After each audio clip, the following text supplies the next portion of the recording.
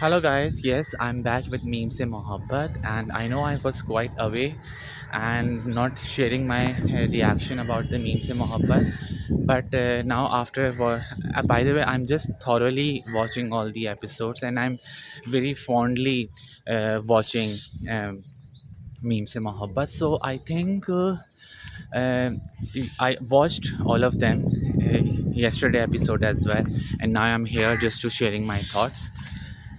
I feel like yeah, it means a Mohabbat going very strong, by the way, and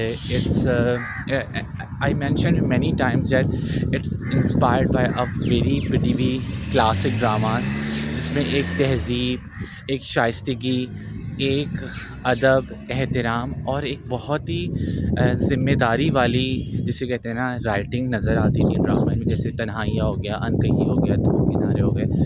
इन सब ड्रामों में characters और उसकी जो लिखत होती थी, जो एक राइटर लिखता था, तहरीर करता था, वो उसमें उसकी ज़िम्मेदारी का एहसास साफ वाज़ेह होता था। और यही चीज़ जो है ना हमने इस ड्रामे में भी देखी है कि जिसमें एक सही और एक ज़िम्मेदारी और माशरे की और में रहते हुए फैमिलीज़ यानी जो लोग हैं उनकी एक रिलेटेबिलिटी और एक एक I am just trying to figure out the right word, एक ज़िम्मेदारी के साथ और एक जो रियल ख़ानदान और घर होता है उनका रहना सहना, वो सब चीज़ें जो ना नज़र आती हैं। अगर एक नेगेटिव किरदार दिखाया भी गया है तो वो नेगेटिव किरदार इतना नेगेटिव नहीं है जिसमें आपको उससे नफ़रत हो जाए या जिसमें आपको लगे कि वो इस हद तक गिर सकता है कि वो कुछ भी कर दे। बहुत अच्छी चीज़ें दिखाई गई। I am not remember the guy name जो कि अब उसको ब्लैकमेल करेगा, जिसका रिश्ता भी आया है, लेकिन अच्छी चीज़ दिखाई गई कि उसने एक वीडियो एडिट कर ली है, लेकिन वो वीडियो ना दिखाई गई ना इस तरह से उस चीज़ को बहुत एग्जैजरेट किया गया कि for the sake of TRPs और एवरीथिंग। तो ये एक राइटर की ज़िम्मेदारी और उसकी जिसे कहते हैं ना ज़िम्मेदारी का एहसास होता है कि वो एक बहुत ही ज़िम्मेदार और बहुत ही अच्छी राइटिंग जो है वो लिखी गई है। अब हम आते हैं किरदारों के ऊपर। मेरे ख़्याल में रोशी का किरदार इवॉल्व हुआ है विद टाइम, जैसा कि हमने देखा, और जैसा कि अगेन क्योंकि इंस्पिरेशन कहीं ना कहीं से ली जाती है। आई एम नॉट सेइंग कि ये एक कॉपी है, बट इंस्पिरेशन और ऑब्जर्वेशन के तहत ही एक ड्रामे को लिखा जाता है, तो ये भी एक इंस्पायर्ड है। तो हमने देखा कि एक बबली और एक बहुत ही चुलबुली लड़की से वो एक बहुत ही खामोश, एक मैच्योर जो है वो चेंज हुई है, और definitely just because of the heart break.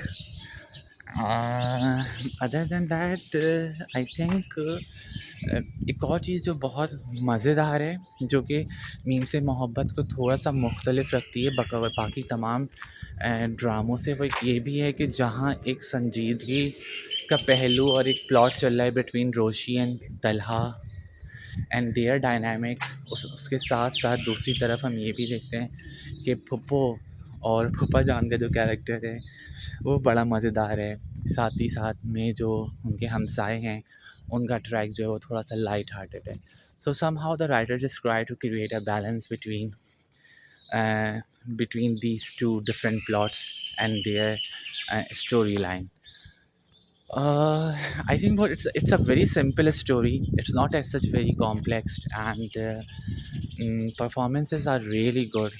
I'm really enjoying it.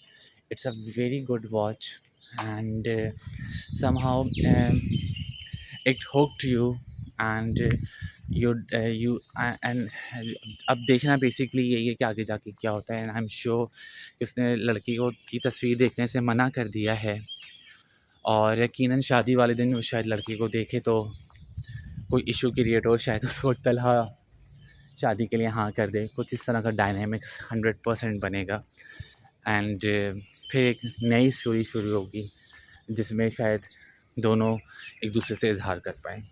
So it's really good, and I thoroughly enjoyed it. If you really like this video guys, subscribe to my channel, hit the bell icon. Till then, take care, bye bye.